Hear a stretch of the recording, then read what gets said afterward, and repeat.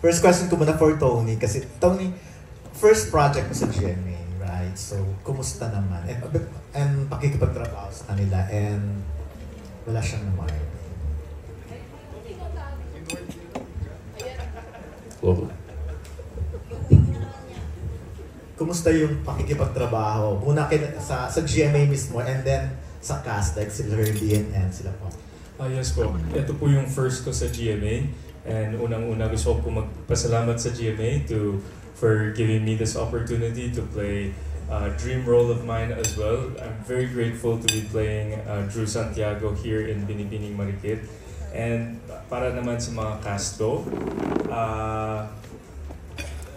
masaya ako. Lahat sila mabait sa akin nung pangilang taping day nga. Sinabi ko sa kanila na hinihintay ko na may isa sa inyo na biglang magpakita ng totoong ugali nyo. Pero for now, wala eh, mabait pa rin. Kaya it's a relief for me.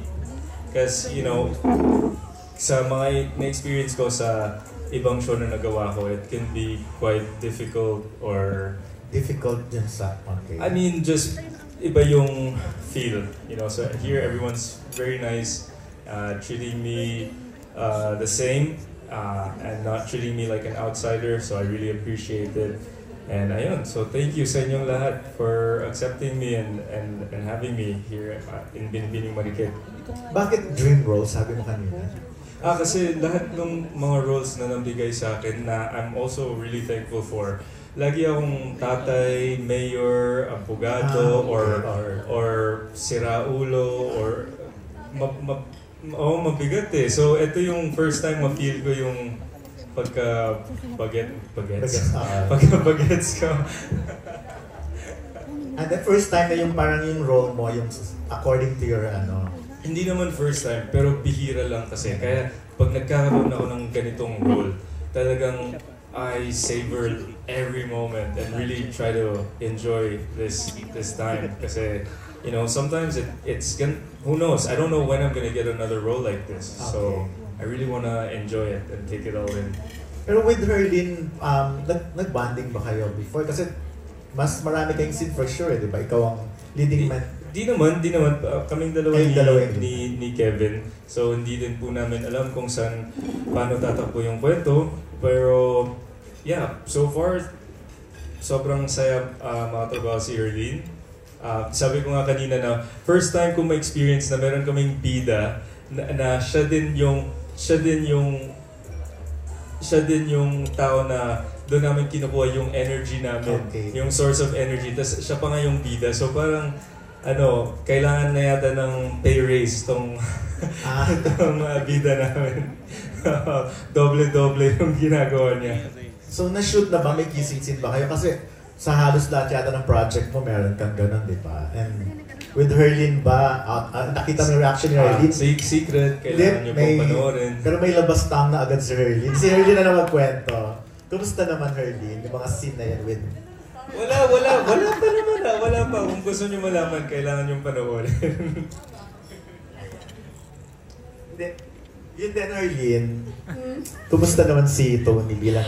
Ano yun? Bilang masarap na eksena, di ba? Masarap.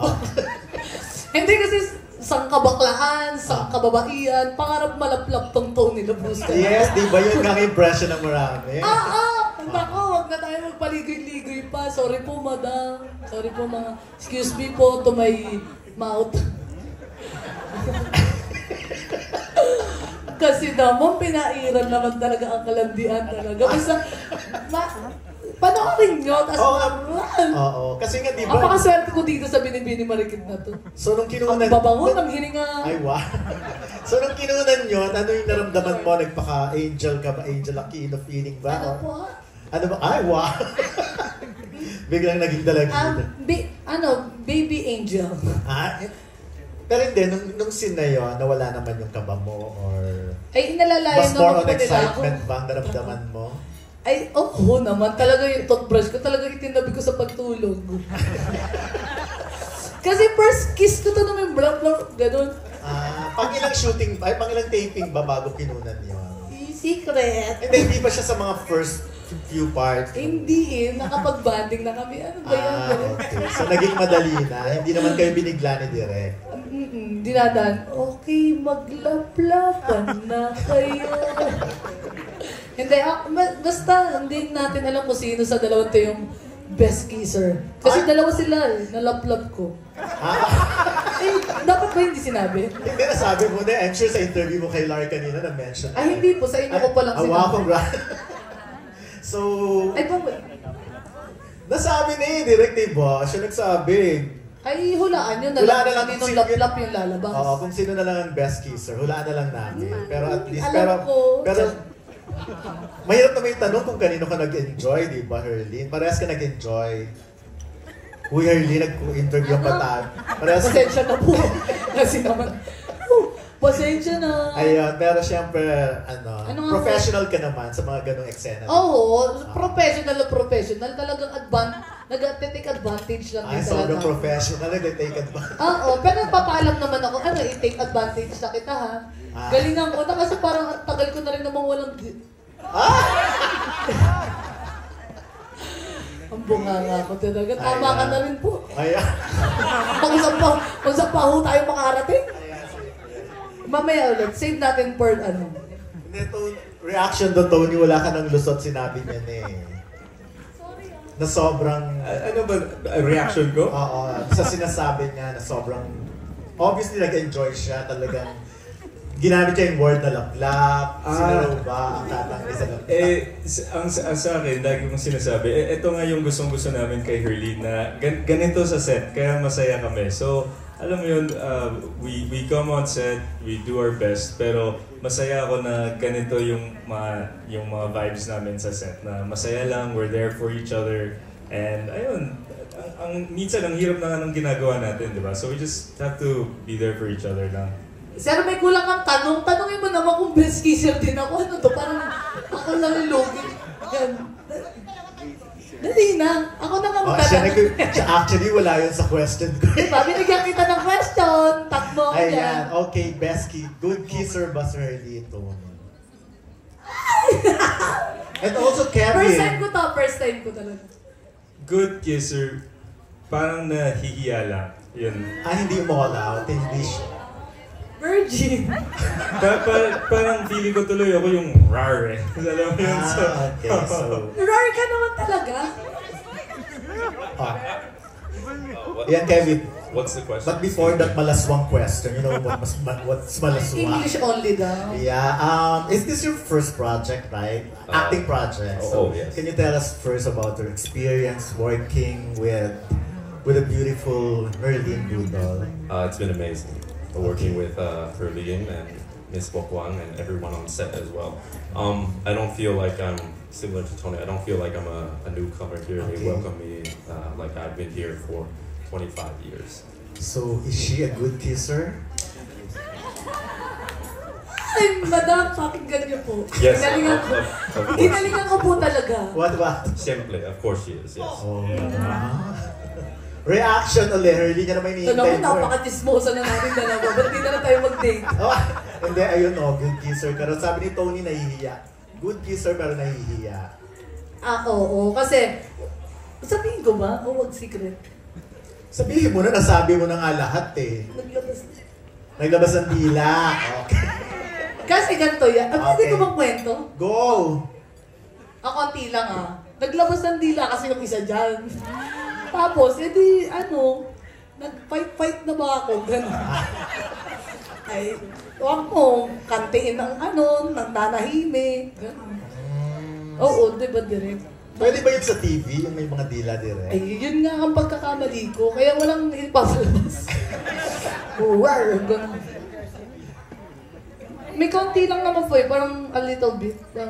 Ganun. Konti lang a little bit to. Apo. Ay. So, is it possible for you to, fall in love with either Kevin or Tony? Sa totoong buhay? Yes! Aba, sino? Naku po. Active ba naman ako? Okay. Aba, tignan nyo naman yan, Tignan mo? And then tanong Napaka-jackpot ko nga dito. Sino nag-casting nito? Wow. Papasalamat ako, bibilang ko ng Starbucks talaga yung nag-casting nito. Perfect no? Thank you, Lord. Pakabait mo. Single ba sila muna? Tinanong mo ba? Ay, yun yung hindi ko tinatanong.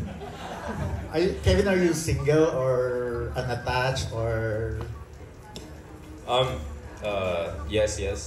What was the question? Sorry. Are you single? And is it possible for you to fall in love with, Perlin Budol? How do I answer that question? Answer it with your correctly? I can't shut down any possibilities. Okay. No, but I would like to be respectful about it as Yes. well. Herdy, narinig mo, respectful daw. Respectful. Respetuhin ka niya, hindi ka muna niya kakantiin. Hindi ako babastusin. Alam mo, tama na. Tama lang, ang dami mo din Ang mo. question ko lang dapat ay kumusta yung experience working with Tony? Ewan ko po sa And inyo. silang dalawa, experience working with you, kung saan na napunta yung kwentuhan. Ay, sorry po. Hindi, pero nag-enjoy kami lahat. I'm sure doubling nag-enjoy ka.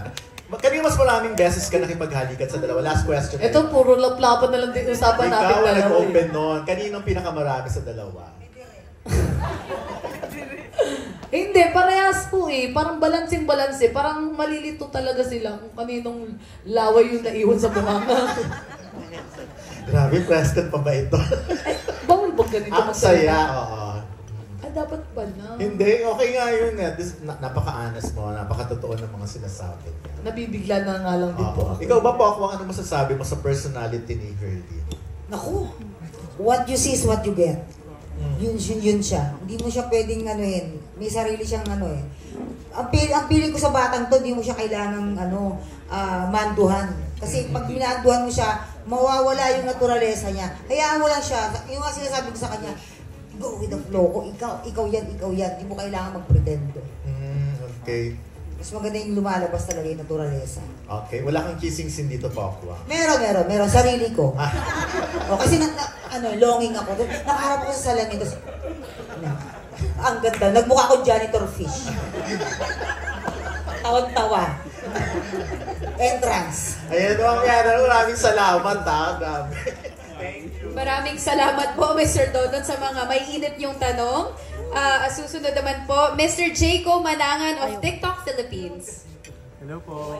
Hello everyone. My question for Miss Almira, Miss Thea, and Sir Chris. So let's start with Miss Almira and Miss Thea po. Bakit sa palagay ninyo, mas nalilinya kayo bilang mga character actors? Kayo ang may nantagonin sa kwento, di ba? Ano sa tingin ninyo ang hugot ng mga character ninyo kung bakit nagagawa nila ang mga hindi nila dapat gawin? Hi, good afternoon. I'm sorry po sa voice ko. Anyways, your first question was yung, sorry, nalilinya bilang character. I think for the last 8 years, lahat din po nung nagawa ko here with Jimmy, lagi po akong kontrabida. I don't know, kasi in real life, hindi naman po ako masyadong matarabaw. But I don't know, siguro po, I'm humbled by the fact na nagagampanan ko po ng maganda yung mga roles na nagbibigay sa akin as a kontrabida. And it is also our third time to play as mother and daughter kontrabida. Yeah, pangatlo na namin. First was Madrasta and Lost Recipe, and this is the third time. So nung nasabi ko sa akin na siya uli yung anak ko, sabi ko, wow, it will be very easy na pahirapan ng aming bida. Kasi tinginan lang namin dalawa nito ni Thea. Diba? So, yun pa, I'm blessed na masama dito. So nung na-offer ko sa akin tong role na to, nung sinabi po yung role, I'm like, okay, yun na po agad. Wala na akong ibang natanong pa. Yeah. Thank you. Miss Thea. Ayun po, siguro kaya kami madalas nalilinya sa pagiging kontrabida or character mga roles dahil siguro sa mga mata namin. Kita nyo pa lang kanina yung pictures namin di ba? Mata pa lang parang nambubugbog na. And doon po sa second question nyo, bakit tingin namin yung mga characters namin, parang ganito yung mga nagiging actions. Tingin ko po kasi, ako po para sa akin, nag-enjoy din talaga ako sa mga kontrabida roles dahil para sa akin lahat ng tao may side na kontrabida. at mas nararamdaman ko ang pagiging totoong tao sa mga ganitong roles. It's just that, ang pinagkaiba ng bida is, yung bida, yung konsensya niya talaga nandun. Yung mga kontrabida, talagang nakikinig sa mga inner demons namin. Thank you very much po. And Sir Chris po, no? Nung That's Entertainment Days, isa ka sa mga batang bida noon. Ano ang masasabi mo na ngayon? Ikaw naman ang sumusuporta sa mga bagong bida tulad din na Herlene, Tony, and etc. Ay, parang na-foresee ko naman yun nung nag-istumula ako mag-artista. Na eventually, I will be supporting also other young actors. Of course, ang pagiging character actors is a blessing, no? Kasi hindi naman lahat ng artista nag-end up doing character roles. No? Actually, ang hirap maging bida and to sustain it, eh. But to fall into another level of being an actor is a blessing. At saka talagang, ako, feeling ko pinagandaan ko yun. Kasi gusto ko talaga yung ginagawa ko, mahal ko yung pag-arte. So kailangan humanap ako ng way para makarating dun sa may longevity. So yeah, so that's why I am very thankful with GMA and the Binibining Marikit because of the role na maganda yung role ko dito. Mabait akong ama ni Kid. Speaking po, ano sa palagay ninyo ang similarities mo as a person sa character na pinoportray mo dito sa Binibining Marikit?